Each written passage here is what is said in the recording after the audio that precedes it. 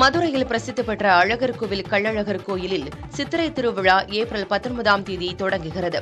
முக்கிய நிகழ்வான கள்ளழகர் வைகை ஆற்றில் எழுந்தருளும் வைபவம் 23ஆம் தேதி நடைபெறுகிறது. அழகர் கோவில் கள்ளழகர் கோயிலில் ஏப்ரல் 19, 20 ஆகிய இரு நாட்களும் கோயில் உட்பிரகாரத்தில் பெருமாள் வலம் வந்து திருக்கல்யாண மண்டபத்தில் எழுந்தருளி அருள் பாலிப்பார்.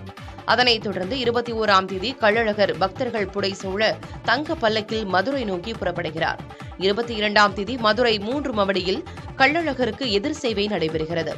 முக்கிய நிகழ்வான கள்ளழகர் வைகை ஆற்றில் தங்க குதிரை வாகனத்தில் எழுந்தருளும் வைபவம் 23ஆம் தேதி காலை 5:51 மணி முதல் 6:10 மணிக்குள் நடைபெறுகிறது. பின் ராமராயர் மண்டபத்தில் தண்ணீர் பீச்சு அடித்தல் நிகழ்வும் நடைபெறும். 24ஆம் தேதி கருட வாகனத்தில் எழுந்தருளி மண்டக முனிவருக்கு சாப விமோச்சனம் அளித்தல் நடைபெறுகிறது. விழாக்கள் நிறைவடைந்த பிறகு 27ஆம் தேதி அழகர் மலைக்கு கள்ளழகர் திரும்புகிறார். விழா ஏற்பாடுகளை கோயில் துணை ஆணையர் கலைவாணன் தலைமையில் பணியாளர்கள் மேற்கொண்டு வருகின்றனர்.